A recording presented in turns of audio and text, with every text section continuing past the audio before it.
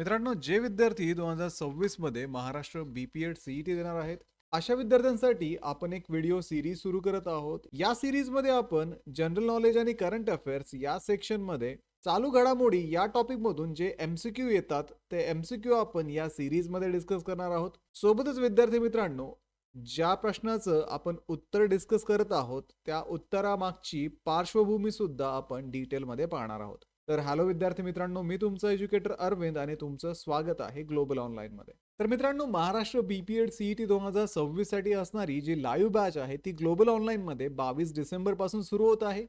या बॅच मध्ये तुम्हाला डेली लाईव्ह क्लासेस दिले जातात. सोबतच विद्यार्थी मित्रांनो, जर तुम्हाला डेली लाईव्ह क्लासेस अटेंड करणं पॉसिबल नसेल तर रेकॉर्डेड व्हिडिओ लेक्चर्सच्या माध्यमातून सुद्धा तुम्ही या परीक्षेचं प्रिपरेशन करू शकता. संपूर्ण अभ्यासक्रमाच्या अपडेटेड नोट्स असतील, 50 पेक्षा अधिक मॉक टेस्ट आणि 2000 पेक्षा अधिक एमसीक्यू सुद्धा तुम्हाला या बॅच मध्ये दिले जातील. तर बॅचला जॉईन करण्यासाठी स्क्रीनवरती दिलेल्या नंबरवरती व्हॉट्सअप करा किंवा प्ले स्टोअरवरती जाऊन तिथेही ग्लोबल ऑनलाईन ऍप मध्ये महाराष्ट्र बीपीएड सीईटी 2026 हा कोर्स तुम्ही जॉईन करू शकता. तर लवकरात लवकर या बॅचला जॉईन करा आणि महाराष्ट्रातल्या टॉपच्या बीपीएड कॉलेजमध्ये ऍडमिशन घेण्याची तयारी आत्ताच सुरू करा. तर मित्रांनो, सुरू करूया आजच्या प्रश्नांना. द जनजातीय गौरव वर्ष पखवाडा 2025 mark the 150th birth anniversary of which legendary tribal freedom fighter. जनजातीय गौरव वर्ष पखवाडा 2025 ही कोणत्या थोर आदिवासी स्वातंत्र्य सैनिकाच्या 150व्या जयंतीचे स्मरण करते? ऑप्शन्स आहेत तात्या भिल, सिद्धू मुर्मू, तिलक मांझी आणि ऑप्शन डी बिरसा मुंडा. तर विद्यार्थी मित्रांनो, सरकारने 1 ते 15 नोव्हेंबर 2025 दरम्यान जनजातीय गौरव वर्ष पखवाडा साजरा केला आहे. जनजाती वीरांचा सन्मान करण्यासाठी या विशेष पंधरवाड्यात भगवान बिरसा मुंडा यांच्या 150व्या जयंतीनिमित्त हा पखवाडा साजरा करण्यात आला. तर त्यांना धरती आबा म्हणून सुद्धा ओळखले जाते आणि ते एक प्रसिद्ध जनजाती स्वातंत्र्य सैनिक होते. त्यामुळे या प्रश्नाचं योग्य उत्तर असणार आहे ऑप्शन डी बिरसा मुंडा. पुढचा प्रश्न आहे, Axial Seamount that was recently seen in news is an underwater volcano located in which ocean? Axial Seamount हा अलीकडेच बातम्यामध्ये चर्चेत असलेला पाण्याखालील ज्वालामुखी कोणत्या महासागरात आहेत? ऑप्शन दिलं तुम्हाला Pacific ocean, north Atlantic ocean, Arctic ocean आणि इंडियन ओशन. तर विद्यार्थी मित्रांनो, ॲक्सिल सी माउंट प्रशांत महासागर म्हणजेच पॅसिफिक ओशन मध्ये आहे. ॲक्सिल सी माउंट हा प्रशांत महासागरात अमेरिकाच्या किनाऱ्यापासून सुमारे 300 मैलावरती म्हणजेच 480 किलोमीटरवरती असून पाण्याखाली असणारा हा ज्वालामुखी आहे. वैज्ञानिक त्यावरती लक्ष ठेवून आहेत, कारण वाढलेल्या भूकंपाच्या प्रमाणामुळे त्याचा पुन्हा उद्रेक होण्याची शक्यता आहे. त्यामुळे या प्रश्नाचं योग्य उत्तर आहे ऑप्शन ए पॅसिफिक ओशन किंवा प्रशांत महासागर. तर विद्यार्थी मित्रांनो, पुढचा प्रश्न आहे, what is the natural host reservoir of the Nipah virus that was recently seen in news? Options आहेत रोडंट्स, फ्रूट बॅट्स, मॉस्किटो आणि पिग. तर निपा हा विषाणूचा नैसर्गिक होस्ट रिझर्वायर कोणता आहे ज्याचा अलीकडेच बातम्यांमध्ये उल्लेख झालेला आहे? ऑप्शन्स आहेत उंदीर, फळवटवाघळ, डास आणि डुक्कर. तर विद्यार्थी मित्रांनो, निपा हा विषाणू हा जनावरांपासून माणसामध्ये पसरणारा आणि अतिशय उच्च मृत्यूदर असलेला संसर्गजन्य आजार आहे. फळांवरील वटवाघळे, ज्यांना फ्लाइंग फॉक्स असेही म्हणतात, हे या विषाणूचे नैसर्गिक होस्ट आहेत आणि ते माणसांना तसेच इतर जनावरांना संसर्ग करू शकतात. त्यामुळे या प्रश्नाचं योग्य उत्तर आहे ऑप्शन बी फ्रूट बॅट्स किंवा फळांवरील वटवाघळे. पुढचा प्रश्न आहे, Grandidierella gitanjali and Grandidierella khambhatensis that was recently seen in news belong to which species? Grandidierella gitanjali आणि ग्रँडिडिएरेला खंबातेसिन्स या अलीकडेच बातम्यामध्ये असलेल्या प्रजाती कोणत्या स्पीसीज मध्ये मोडतात? ऑप्शन्स आहेत स्नेक, स्पायडर, अँफिपॉड्स आणि बटरफ्लाय. तर विद्यार्थी मित्रांनो, ग्रँडिडिएरेला गीतांजली आणि ग्रँडिडिएरेला खंबाटेन्सिस या दोन नव्याने शोधलेल्या सूक्ष्म समुद्री प्रजाती म्हणजेच अँफिपॉड्स आहेत. या लहान प्राण्याच्या गटातील आहे आणि अँफिपॉड हे खेकडे आणि कोळंबी यांच्याशी संबंधित लहान कवचधारी प्राणी असून ते जगभरातील जलाशयामध्ये आढळतात. त्यामुळे या प्रश्नाचं योग्य उत्तर आहे ऑप्शन सी अँफिपॉड्स.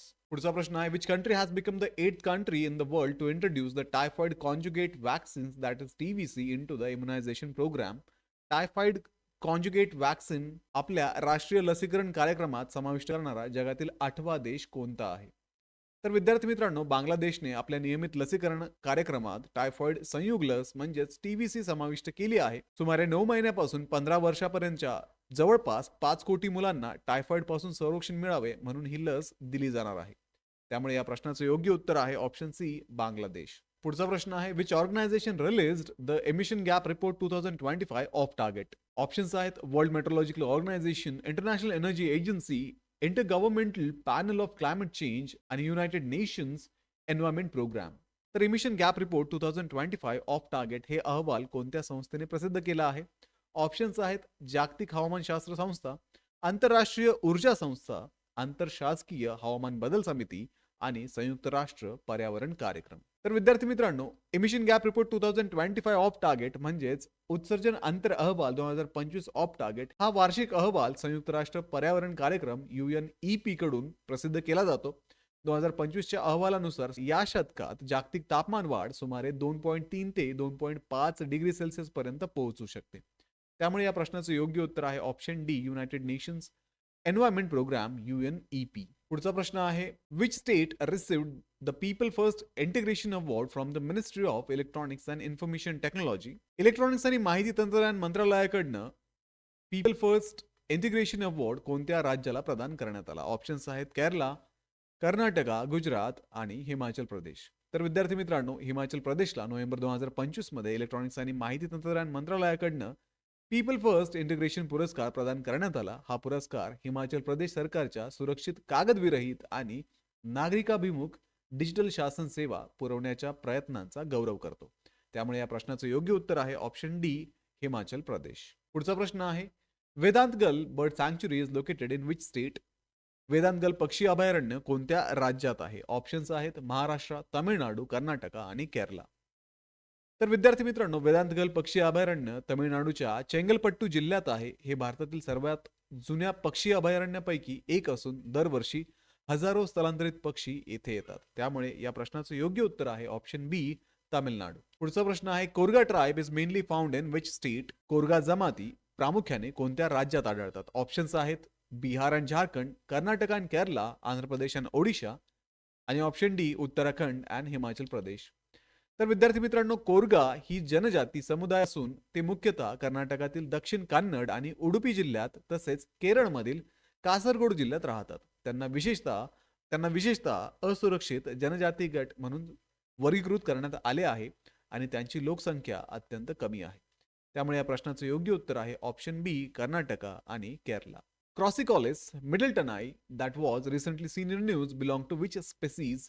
क्रॉसिकॉलिस मिडलटनाई अलीकडेच बातम्यामध्ये आलेली कोणत्या स्पीसीज मध्ये मोडते? ऑप्शन्स आहेत बटरफ्लाय, फ्रॉग, स्पायडर आणि फ्लॉवरिंग प्लांट. तर विद्यार्थी मित्रांनो, क्रॉसिकॉलिस मिडलटोनी हे फुलझाडाची नवीन प्रजाती असून अरुणाचल प्रदेशातील वेस्ट सियांग जिल्ह्यातील सदाहरित अरण्यात नुकतंच सापडला आहे.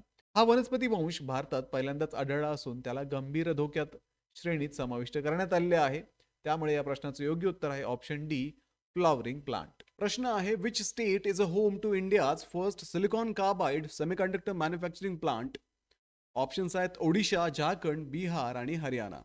भारतातील पहिले सिलिकॉन कार्बाइड सेमीकंडक्टर उत्पादन केंद्र कोणत्या राज्यात स्थापन होणार आहे? तर विद्यार्थी मित्रांनो, भारताचे पहिले सिलिकॉन कार्बाइड सेमीकंडक्टर उत्पादन केंद्र ओडिशा येथे स्थापन केले जाणार आहे.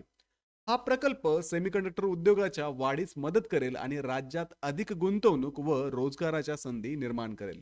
त्यामुळे या प्रश्नाचं योग्य उत्तर आहे ऑप्शन ए, ओडिशा. पुढचा प्रश्न आहे, which month is designated as chronic obstructive pulmonary disease awareness month.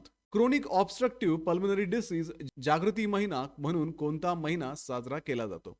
Options आहेत ऑक्टोबर, नोव्हेंबर, डिसेंबर आणि जानेवारी.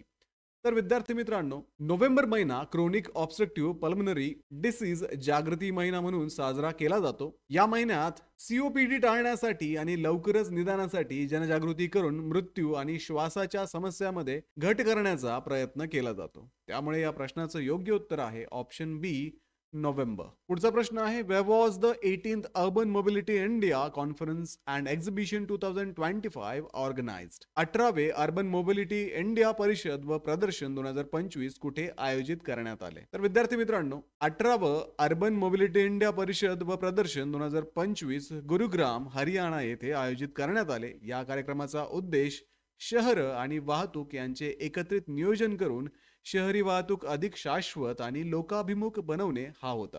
त्यामुळे या प्रश्नाचं योग्य उत्तर आहे ऑप्शन बी, गुरुग्राम, हरियाणा. पुढचा प्रश्न आहे, who was conferred the third edition of the Manohar Parrikar Yuva scientist award in November 2025. November 2025 मध्ये तिसऱ्या आवृत्तीचा मनोहर पर्रिकर युवा सायंटिस्ट अवॉर्ड कोणाला प्रदान करण्यात आला? ऑप्शन्स आहेत रितू आनंद, मीरा कृष्णन, साई गौतम गोपालकृष्ण आणि अरविंद राव. तर विद्यार्थी मित्रांनो, डॉक्टर साई गौतम गोपालकृष्णन यांना नोव्हेंबर 2025 मध्ये तिसरा मनोहर पर्रिकर युवा सायंटिस्ट अवॉर्ड प्रदान करण्यात आला. संगणकीय पदार्थ विज्ञान आणि प्रगत धातू मिश्र धातूंचे मॉडेलिंग या क्षेत्रातील त्यांच्या उल्लेखनीय कार्यासाठी हा सन्मान देण्यात आला, ज्यामुळे शाश्वत तंत्रज्ञान आणि उद्योग विकासास मदत होते. त्यामुळे या प्रश्नाचं योग्य उत्तर आहे ऑप्शन सी, साई गौतम गोपाल कृष्ण. पुढचा प्रश्न आहे, what are the names of the two mobile application launched by registrar general of India for India's first digital census 2027. भारताच्या पहिल्या डिजिटल जनगणना 2027 साठी भारताच्या निबंधक जनरलने सुरू केलेल्या दोन मोबाईल ऍप्सची नावे काय आहेत? ऑप्शन्स आहेत सेन्सस मॅपर आणि E census, digital location monitor आणि smart census, digital layout map आणि census 2027 house list. Option D Bharat census app आणि जिओ टॅग इंडिया. तर विद्यार्थी मित्रांनो, भारताच्या पहिल्या डिजिटल जनगणना 2027 साठी डिजिटल लेआउट मॅप आणि सेन्सस 2027 हाऊस लिस्ट ही दोन मोबाईल ॲप्स सुरू करण्यात आली. या ॲप्सच्या मदतीने सरकारी गणना कर्मचारी घरांचे डिजिटल नकाशे तयार करून चाचणी टप्प्यातील जनगणनेसाठी आवश्यक माहिती गोळा करतात. त्यामुळे या प्रश्नाचं योग्य उत्तर आहे option C, digital layout map and census 2027 house list. पुढचा प्रश्न आहे, which north eastern state launch the gender based violence solve project to tackle rising violence against women in November 2025. November 2025 मध्ये महिलांवरील वाढत्या हिंसाचारावर नियंत्रण आणण्यासाठी gender based violence solve project कोणत्या ईशान्य राज्यात सुरू करण्यात आला? ऑप्शन्स आहेत आसाम, मिझोरम, त्रिपुरा आणि सिक्कीम. तर विद्यार्थी मित्रांनो, मिझोरम येथे महिलांवरील वाढत्या हिंसाचाराला आळा घालण्यासाठी gender based violence solve project सुरू करण्यात आला. या प्रकल्पांतर्गत मुलांना लिंग समानतेबद्दल शिक्षण दिले जाते आणि महिलांना कौशल्य प्रशिक्षण देऊन त्यांना रोजगारक्षम व अधिक स्वावलंबी बनवण्यावरती भर दिला जातो. त्यामुळे या प्रश्नाचं योग्य उत्तर आहे ऑप्शन बी, मिझोरम. पुढचा प्रश्न आहे, Rahul V S who became India's 91st chess grand master in November 2025 belong to which state? November 2025 मध्ये भारताचा 91वा बुद्धिबळ ग्रँड मास्टर झालेला राहुल व्हीएस कोणत्या राज्याचा आहे? ऑप्शन्स आहेत कर्नाटका, तामिळनाडू, केरला आणि महाराष्ट्र. तर विद्यार्थी मित्रांनो, राहुल व्हीएस जो नोव्हेंबर 2025 मध्ये भारताचा 91वा बुद्धिबळ ग्रँड मास्टर झाला, हा तामिळनाडूचा आहे. चेन्नई येथील 21 वर्षाचा हा खेळाडू 6वी एशियन इंडिव्हिज्युअल चेस चॅम्पियनशिप जिंकल्यानंतर त्याने ग्रँड मास्टर हा किताब मिळवला. त्यामुळे या प्रश्नाचं योग्य उत्तर आहे ऑप्शन बी, तामिळनाडू. पुढचा प्रश्न आहे, where was the international conference on the urban cooperative credit sector that is co-op Kumbh 2025 held? Co-op Kumbh 2025 नावाच्या शहरी सहकारी पतसंस्था क्षेत्रावरील आंतरराष्ट्रीय परिषद कुठे आयोजित करण्यात आली? ऑप्शन्स आहेत न्यू दिल्ली, चेन्नई, हैदराबाद आणि बेंगलुरू. तर विद्यार्थी मित्रांनो, शहरी सहकारी पतसंस्था क्षेत्रातील कोऑप कुंभ 2025 ही आंतरराष्ट्रीय परिषद नवी दिल्ली येथे आयोजित करण्यात आली. या कार्यक्रमात शहरी सहकारी बँकांचा विस्तार आणि डिजिटल आर्थिक सेवा वाढवण्यासाठी दिल्ली डिक्लेरेशन 2025 नावाचा आराखडा जाहीर करण्यात आला. त्यामुळे या प्रश्नाचं योग्य उत्तर आहे ऑप्शन ए, न्यू दिल्ली. पुढचा प्रश्न आहे, ग्रेटर फ्लेमिंगो सँच्युरी is located in which state?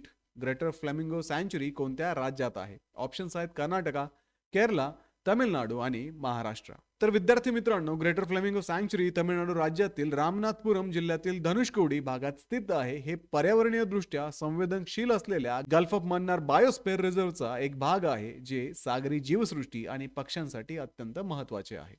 त्यामुळे या प्रश्नाचं योग्य उत्तर आहे ऑप्शन सी, तामिळनाडू.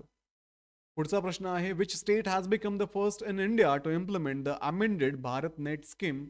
सुधारित भारत नेट स्कीम राबवणारे भारतातील पहिले राज्य कोणते बनले आहे? ऑप्शन्स आहेत राजस्थान, गुजरात, पंजाब आणि हरियाणा. तर विद्यार्थी मित्रांनो, सुधारित भारत नेट स्कीम संपूर्ण राज्यात लागू करणारे भारतातील पहिले राज्य पंजाब आहे. या योजनेअंतर्गत सर्व गावांना ब्रॉडबँड जोडणी देऊन ई हेल्थ आणि ई गव्हर्नन्स सारख्या सेवा ग्रामीण भागापर्यंत पोहोचवण्याचा उद्देश आहे. त्यामुळे या प्रश्नाचं योग्य उत्तर आहे ऑप्शन सी, पंजाब. तर मित्रांनो, हे होते महाराष्ट्र बीपीएड सीईटी 2026 साठी अत्यंत महत्त्वाचे एमसीक्यू. आजच्या व्हिडिओमध्ये आपण त्या एमसीक्यूजचे आन्सर्स आणि आन्सर्सचं डिटेल एक्सप्लेनेशन पाहिलेलं आहे. त्यामुळे व्हिडिओला लाईक करा, तुमच्या मित्रांना हा व्हिडिओ शेअर करा, ग्लोबल ऑनलाईनला सबस्क्राईब करा आणि सोबतच आमची जी बॅच 22 डिसेंबर पासून सुरू होत आहे, त्या बॅचला जॉईन करण्यासाठी स्क्रीनवरती दिलेल्या नंबरवरती व्हॉट्सअप करा किंवा प्ले स्टोअरवरती जाऊन तिथेही ग्लोबल ऑनलाईन ॲपमध्ये तुम्ही हा कोर्स जॉईन करू शकता. तर भेटूया पुढच्या व्हिडिओमध्ये. तोपर्यंत एक्झामचं प्रिपरेशन सुरूच ठेवा. थँक्यू.